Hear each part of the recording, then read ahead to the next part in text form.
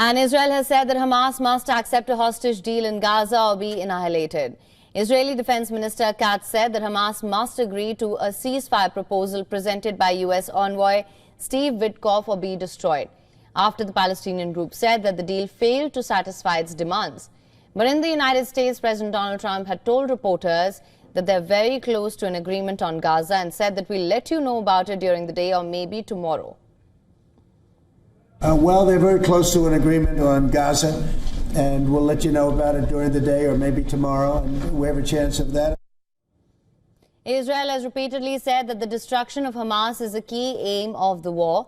Negotiations to end nearly 20 months of war in Gaza have so far failed to achieve a breakthrough, with Israel resuming operations in March following a short-lived truce. On Friday, deadly strikes across Gaza killed at least 27 people. According to hospital officials in Khan Younis area, a strike hit a tent, killing 13, including 8 children.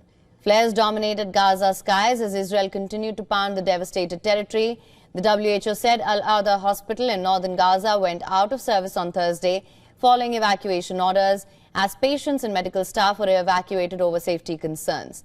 With the closure of Al-Adha hospital, North Gaza was left without a functioning hospital. Hospital officials also said that at least 72 had been killed in Gaza during the previous day. According to the Gaza Health Ministry, more than 54,300 Palestinians, mostly women and children, have been killed since the war began. All the while, food shortage in Gaza persists, with aid only trickling in after the partial lifting by Israel of more than 2-month blockade. Furthermore, the United Nations condemned the looting of large quantities of medical equipment and other supplies intended for malnourished children from one of its Gaza warehouses by armed individuals. It also described the enclave as the hungriest place on earth, with the Palestinian territory's entire population at risk of famine. Meanwhile, Netanyahu government has decided to block a Saudi-led delegation from visiting Ramallah in the occupied West Bank. Foreign ministers of Saudi Arabia, UAE, Egypt, Qatar and Turkey were slated to meet Palestinian President Mahmoud Abbas in a bid to show support for the embattled Palestinian Authority. Calling the visit a defiant meeting, Israeli officials will not cooperate with moves designed to harm its security.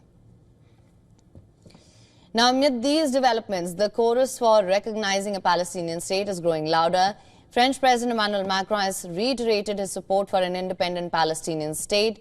Speaking in Indonesia, Macron said that he hoped the upcoming UN conference in New York will give fresh impetus to the recognition of a Palestinian state. Maltese Prime Minister Robert Abela, too, has announced that his country will recognize a Palestinian state at the UN conference. Meanwhile, Houthi supporters held a massive rally in Sana'a to denounce Israeli strikes on Yemen and express solidarity with Palestinians in Gaza.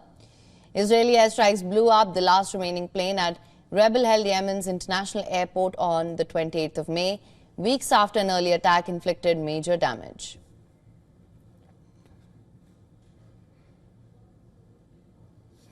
For latest news, download the WION app and subscribe to our YouTube channel.